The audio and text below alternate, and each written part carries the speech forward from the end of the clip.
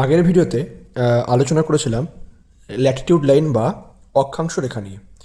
আজকের যে ভিডিও সেই ভিডিওতে আলোচনা করব লঙ্গিটিউড লাইন বা দ্রাঘিমাংশ রেখা। তো এই লঙ্গিটিউড লাইন কোনগুলি? দেখো, এই ধরো একটি গ্লোব। এই গ্লোবে নর্থ পোল থেকে সাউথ পোল অর্থাৎ উত্তর বিন্দু থেকে দক্ষিণ বিন্দু পর্যন্ত যদি কাল্পনিক রেখা একটা আঁকা হয়,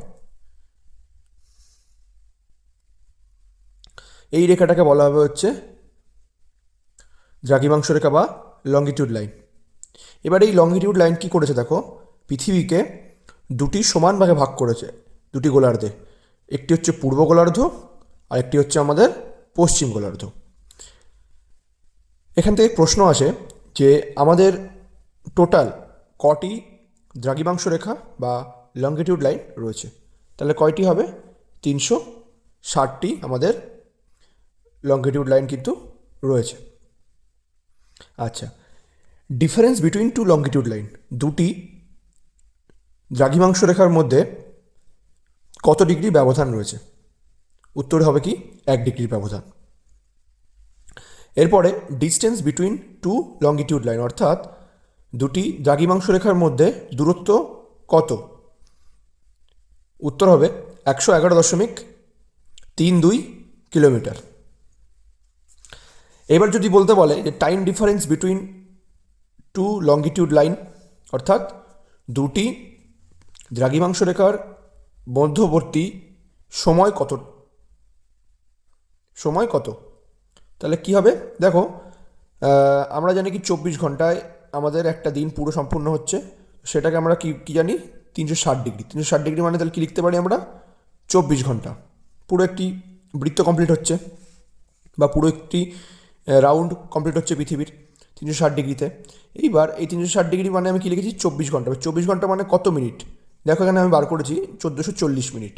তাহলে 360 ডিগ্রি মানে যদি 1440 মিনিট হয়, তাহলে 1 ডিগ্রি মানে কত মিনিট হবে? 1 ডিগ্রি মানে হবে হচ্ছে আমাদের, দেখো, 4 মিনিট। তাহলে যদি তোমাদের বলে যে দুটি দ্রাঘিমাংশ রেখার মধ্যে টাইম ডিফারেন্স বা সময়ের ব্যবধান কত, তাহলে তোমরা কি বলবে? যে 4 মিনিটের ব্যবধান রয়েছে। এরপরে আমরা দেখে নেব, দেখো, লঙ্গিটিউডিনাল এক্সটেন্ট অফ ইন্ডিয়া, অর্থাৎ ভারতের দ্রাঘিমাংশগত বিস্তার। আগের ভিডিওতে আমরা দেখেছিলাম ভারতের অক্ষাংশগত বিস্তার, এইটাই আমরা দেখব কি ভারতের দ্রাঘিমাংশগত বিস্তার। দেখো এখানে দিয়েছে 68°7 ইস্টার্ন ল্যাটিটিউড থেকে 97°25 ইস্টার্ন ল্যাটিটিউড। এবার এই যে পয়েন্টটা, এটা আমি দেখাচ্ছি এবার ম্যাপে। দেখো, এটা একটা ইন্ডিয়ান ম্যাপ, ঠিক আছে? তার আগে বলে নিই যে আমাদের ভারতের যে সব থেকে পশ্চিমতম বিন্দু, অর্থাৎ যে আমাদের পশ্চিমতম বিন্দু কোনটি, সেটা হচ্ছে আমাদের হচ্ছে গুহারমতি, গুজরাটে রয়েছে। গুহারমতি গুজরাট নামক জায়গাটি, গুজরাটের জায়গাটি হচ্ছে আমাদের ভারতের সব থেকে পশ্চিমতম বিন্দু। অর্থাৎ এই যে আমি তোমাদের বললাম যে 68°7 ইস্টার্ন ল্যাটিটিউড লাইন, অর্থাৎ এই যে 68°7 পূর্ব দ্রাঘিমাংশ রেখা, এইটি কিন্তু গিয়েছে এই গুহারমতি গুজরাটের ওপর দিয়ে। এটা কোথায় রয়েছে ভারতের ম্যাপে? ভারতের ম্যাপে এটা রয়েছে এই জায়গায়, এই জায়গায় কিন্তু রয়েছে ভারতের ম্যাপে। যেহেতু আমাদের দ্রাঘিমাংশ রেখা কীরকমভাবে গেছে, এই ওপর থেকে নিচ পর্যন্ত গেছে দ্রাঘিমাংশ রেখা, ওপর থেকে নিচ পর্যন্ত এইভাবে এসছে দ্রাঘিমাংশ রেখা বা লঙ্গিটিউড লাইন। তো সেই অনুযায়ী আমাদের ভারতের সব থেকে পশ্চিমতম বিন্দু হচ্ছে গুহারমতি গুজরাটে, যার অবস্থান কিন্তু 68°7 ইস্টার্ন ল্যাটিটিউড, অর্থাৎ এইটি হচ্ছে সেই পয়েন্ট। এইখান দিয়ে কিন্তু যে রেখাটি গেছে, যে কাল্পনিক রেখাটি গেছে, সেইটাই কিন্তু আমাদের 68° ইস্টার্ন ল্যাটিটিউড বা আমাদের 68°7 68°7 পূর্ব দ্রাঘিমাংশ রেখা। আচ্ছা, এরপরে যদি বলে যে আমাদের eastern most point of India কোনটি, সেটা হচ্ছে কিবিথু। সেটা কি? সেটা হচ্ছে কিবিথু। কিবিথু কোথায়? অরুণাচল প্রদেশে কিন্তু অবস্থিত। সেটা দ্রাঘিমাংশগত বিস্তারের মধ্যে তার অবস্থান কোথায় না, দেখো, 97°25 ইস্টার্ন ল্যাটিটিউড। সেটা হচ্ছে কোথায়? এইখানে হচ্ছে আমাদের কিবিথু। এটা হচ্ছে অরুণাচল প্রদেশ, এইটা হচ্ছে অরুণাচল প্রদেশ। এই অরুণাচল প্রদেশের এই যে পয়েন্টটা, এইখান দিয়ে যে লাইনটা গেছে বা যে কাল্পনিক রেখাটি গেছে, এইটা হচ্ছে সেই কিবিথু জায়গা।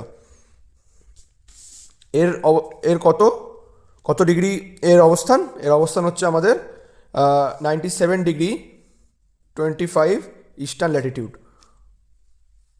আর এইখান দিয়ে যে রেখাটি গেছে, যেটা বললাম কি গুজরাটের গুহার জায়গাটা দিয়ে গেছে, সেই জায়গাটার অবস্থান কত না 68°7' ইস্টার্ন ল্যাটিটিউড। তাহলে যদি তোমাদের বলতে বলে ভারতের দ্রাঘিমাংশগত বিস্তার বা লঙ্গিটিউডনাল এক্সটেন্ড অফ ইন্ডিয়া, তাহলে তোমরা কি বলবে? এটা হচ্ছে আমাদের সব থেকে পশ্চিমে হচ্ছে গুজরাটের গুহারমতি থেকে আমাদের অরুণাচল প্রদেশ পূর্বে কিবিথু নামক জায়গা। তাহলে বোঝা গেল ভারতের অক্ষাংশ এই দ্রাঘিমাংশগত বিস্তার। আচ্ছা, এরপর আরেকটা জিনিস খুবই গুরুত্বপূর্ণ, সেটা আসে কি দেখো, গ্রিনউইচ লাইন। এই গ্রিনউইচ লাইন বলতে কী বোঝো? দেখো, গ্রিনউইচ যেটা নামকরণ করা হয়েছে, এই গ্রিনউইচ হচ্ছে কি আমাদের যে লন্ডন আছে, সেই লন্ডন শহরের গ্রিনউইচ একটি হচ্ছে শহর, ঠিক আছে? এই যে তোমাদের আমি আগে এখানে বললাম কি দেখো, এই যে 0° যে লাইনটা গেছে, এটা তো 0° লাইন।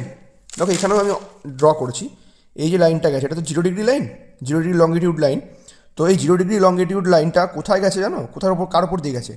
এই গ্রিনউইচ সিটি ওপর দিয়ে গেছে, বা এই গ্রিনউইচ শহর যে রয়েছে লন্ডনের, তার উপর দিয়ে গিয়েছে হচ্ছে এই 0° দ্রাঘিমাংশ রেখা। এবার এটা কেন গুরুত্বপূর্ণ? কারণ এই যে রেখাটি, এইটি তো পৃথিবীকে দুটি গোলার্ধে ভাগ করেছে, পূর্ব গোলার্ধ আর পশ্চিম গোলার্ধ। সেই জন্য এই রেখাটিকে বলা হচ্ছে কি প্রধান মধ্যরেখা বা প্রাইম মেরিডিয়ান, অথবা আমরা বলতে পারি প্রধান দ্রাঘিমাংশ রেখা বা 0° দ্রাঘিমাংশ রেখা বা 0° লঙ্গিটিউড লাইন। আরও একটি নামে ডাকা হয় এটিকে, সেটি হচ্ছে standard time line of the world. অর্থাৎ ভারতের বলবো না, বিশ্বের যে স্ট্যান্ডার্ড টাইম লাইন, সেইটা কিন্তু এই রেখা থেকেই শুরু হয়। এবার কীভাবে সেটা পসিবল হয় দেখো, আমাদের ভারতের একরকম টাইম আর লন্ডনের অন্যরকম টাইম। তো ভারত কোন টাইমটা ফলো করে? ভারত ফলো করে এই GMT প্লাস 5.5 ঘন্টা। অর্থাৎ এই GMT মানে হচ্ছে গ্রিনউইচ মিন টাইম। অর্থাৎ এই গ্রিনউইচ শহরে যে সময় থাকবে তার থেকে 5.5 ঘন্টার সময় অ্যাড করলে যে সময়টা পাওয়া যাবে, সেইটা হবে আমাদের ভারতের সময়। ধরো মনে করো এখন লন্ডনের যে গ্রিনউইচ শহর, সেই গ্রিনউইচ শহরে তোমার দুপুর 3টে বাজে, 3 PM গ্রিনউইচ শহরে। তাহলে আমাদের ভারতে কটা বাজবে বা ভারতের সময় তাহলে কত হবে? তখন হবে 5.5 ঘন্টা, এর সাথে আমি প্লাস করে দেবো 5.5 ঘন্টা। তাহলে ভারতে বাজবে আমাদের তখন রাত্রি 8:30। আশা করি বোঝা গেছে। তো গ্রিনউইচ লাইনটা কিছু খুবই গুরুত্বপূর্ণ, এখান থেকে পরীক্ষায় প্রায়শই প্রশ্ন আসে। আর আশা করি বোঝা গেল যে আমাদের ভারতের দ্রাঘিমাংশগত বিস্তার। যদি কোনো সমস্যা থেকে থাকে অবশ্যই আমাকে জানিও কমেন্টে। ধন্যবাদ।